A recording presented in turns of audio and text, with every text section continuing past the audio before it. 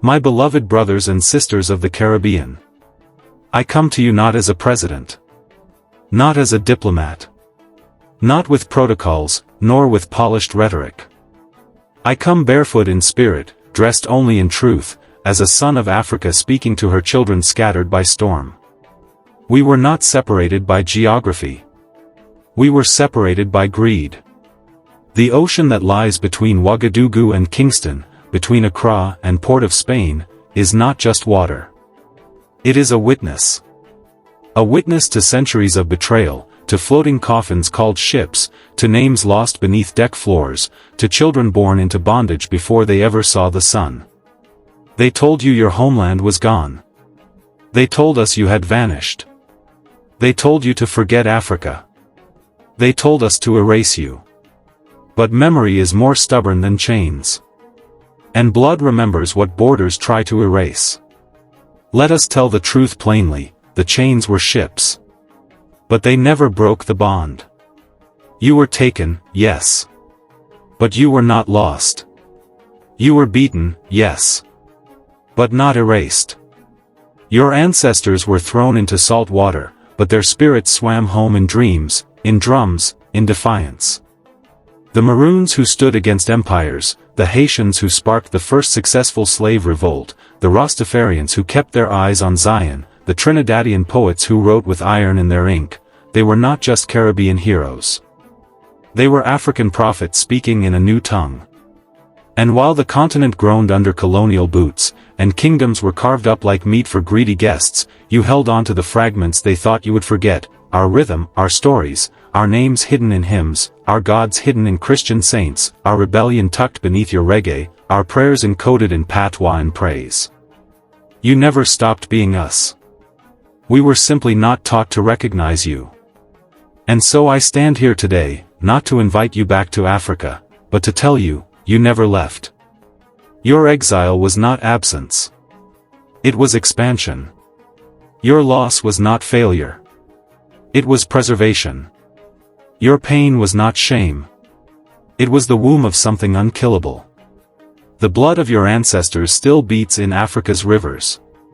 And your songs still echo in our winds.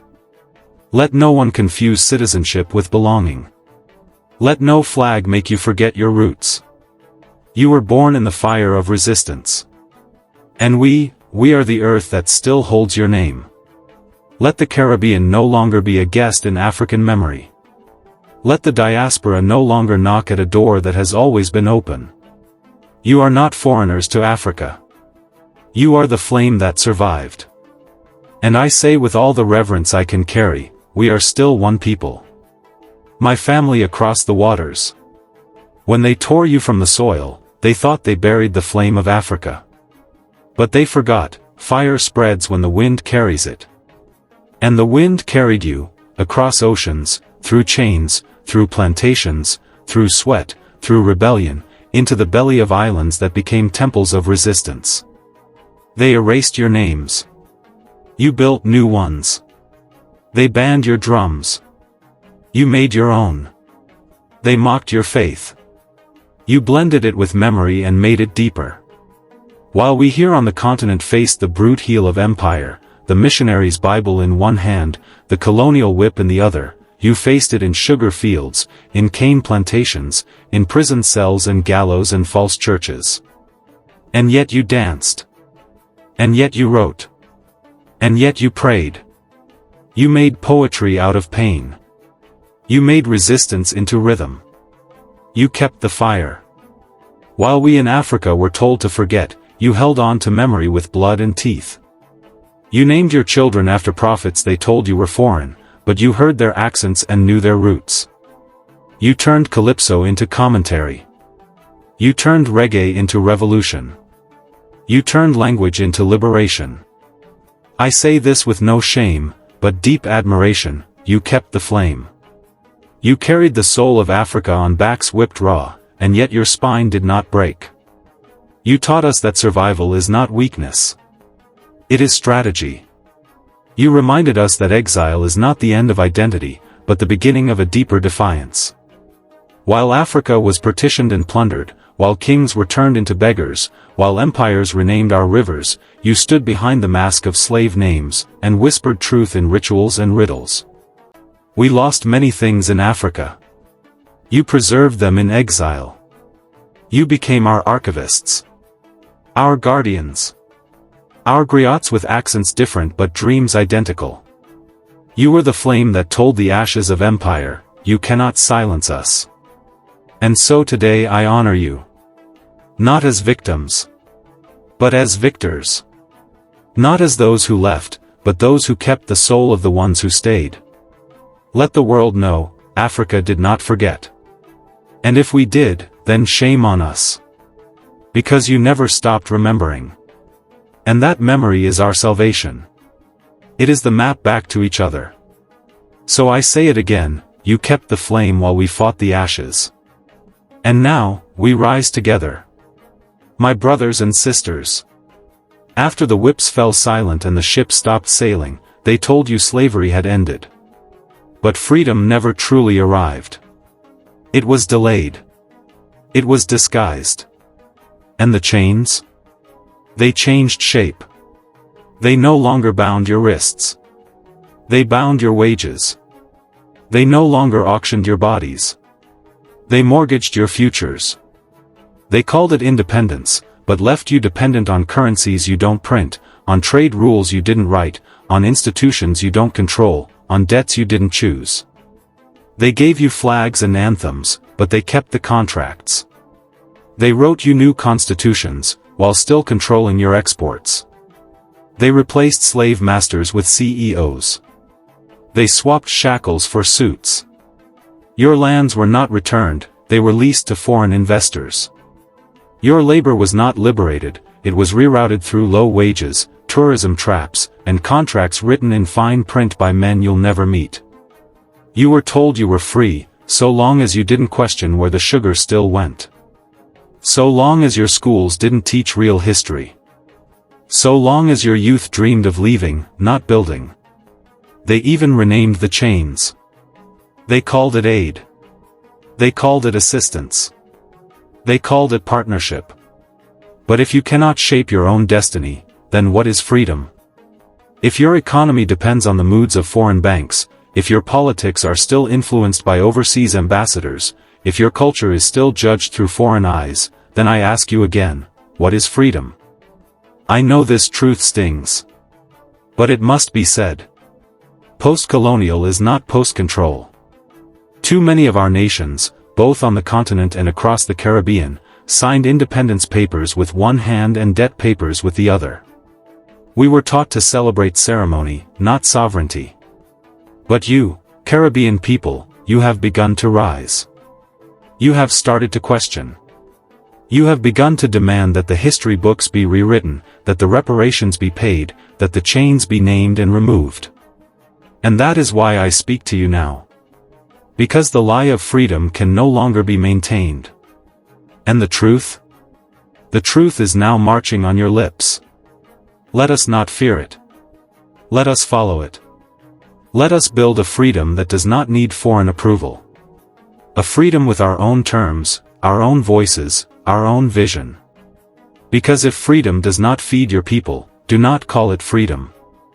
If it does not protect your daughters, do not call it progress. If it does not make space for your youth, do not call it success. Let us remove the final chains. Let us call them by name. And let us break them, together.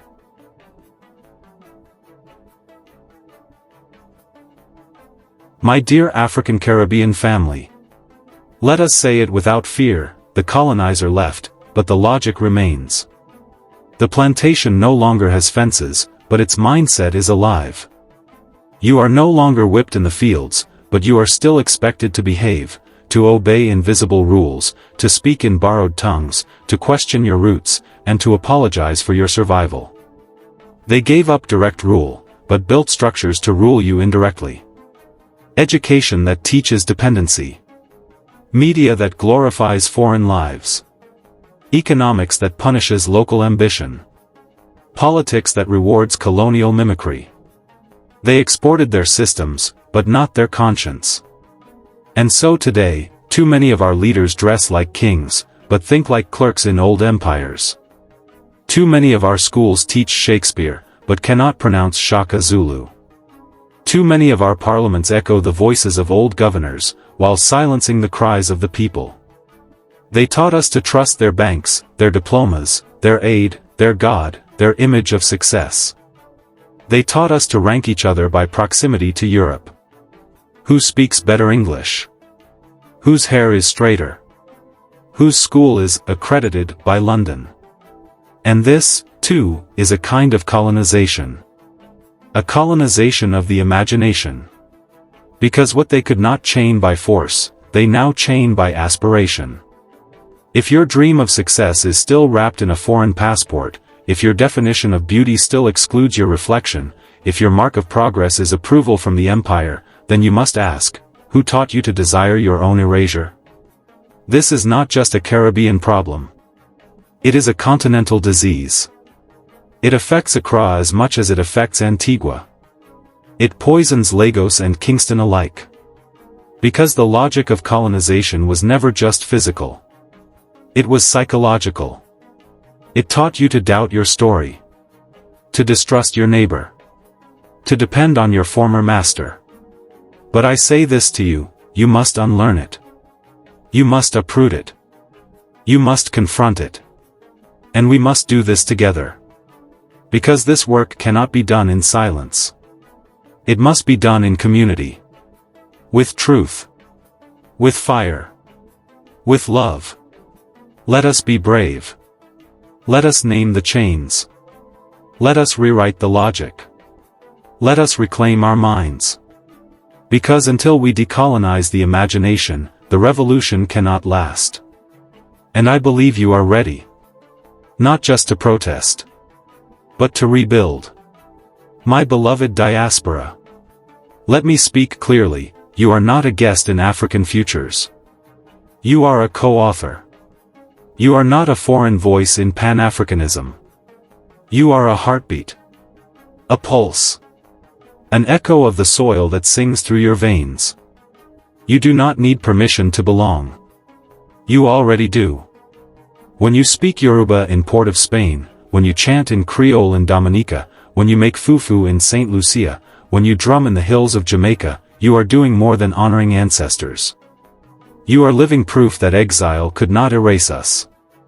But for too long, Africa has treated the diaspora like a visitor, a cousin from abroad, an occasional guest at the family reunion. That must end. Because you are not ornaments to be celebrated once a year. You are architects. And the future must be built with your hands too. Yes, you live far. But your voice is close. Your spirit is rooted. Your destiny is tied. When Africa burns, you feel it in your bones. When Africa rises, your back straightens with pride. We must move beyond symbolism. Beyond slogans. We must build political bridges, economic partnerships, cultural exchanges, mutual protection pacts, and shared institutions. Not in theory, but in law. In policy. In daily life. You deserve a seat at the table of African affairs, not as donors, not as tourists, but as family. That means citizenship pathways. That means dual identity by right. That means investment platforms that recognize your trust. That means educational access without gatekeeping. That means creative collaboration with no translation needed. You are not coming home. You are already home. Let us make that real. Let us make that legal. Let us make that irreversible. Because Africa will not rise with only half her heart beating. She must rise whole. And you are the part that carried the pain. Now help carry the vision. Together, continent and diaspora, we will heal the wound they named the Atlantic. And together, we will write a new story. Not one of return, but of reunion. Not one of shame, but of strategy. Not one of nostalgia, but of rebirth. The African future must have your fingerprints on it. Because it is yours too. My beloved people. For centuries, we have been divided by accident and design. Oceans became walls. Languages became fences.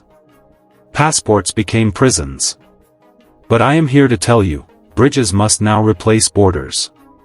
It is not enough to know we are family. We must act like it. We must build for it. We must fight for it. Bridges of travel. So a youth in St. Vincent can visit Lagos without visa rituals. So an artist in Barbados can exhibit freely in Addis Ababa. Bridges of education. So our children can study African history without distortion. So our universities collaborate not as competitors, but as branches of the same tree. Bridges of economy. So trade flows from Grenada to Ghana not through Paris or New York, but directly through African-Caribbean hands. Bridges of policy. So when Haiti is punished by global institutions, Africa does not send statements, Africa sends support. Bridges of healing. Because the trauma of colonization was collective, and so must be the therapy. Let our psychologists speak across oceans. Let our storytellers break silence with rhythm. Let our faith traditions restore what chains once shattered. For too long, the diaspora and the continent have been kept apart by the myth that difference is disconnection.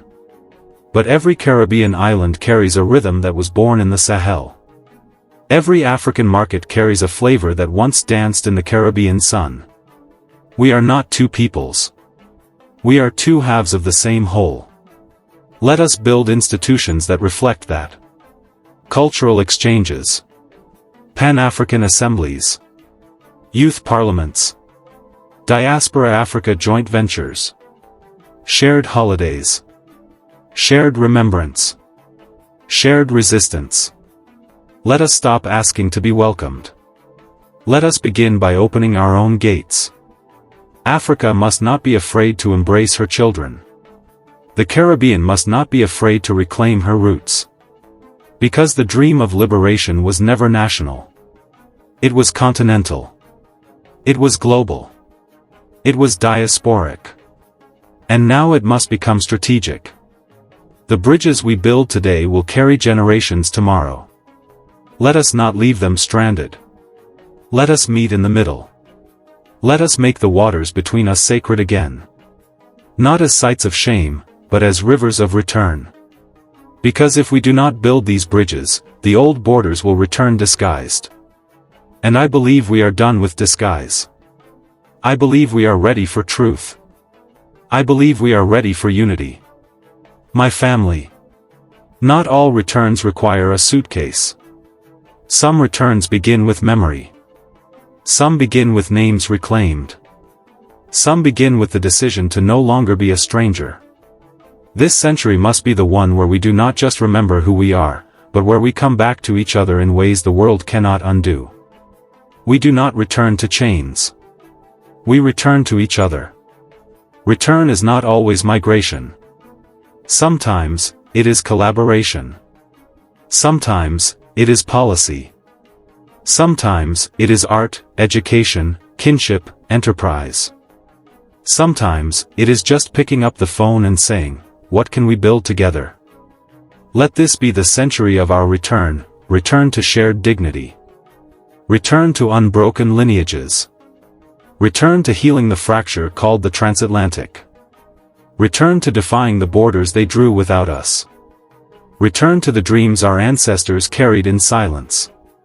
I am not asking for nostalgia. I am calling for rebirth.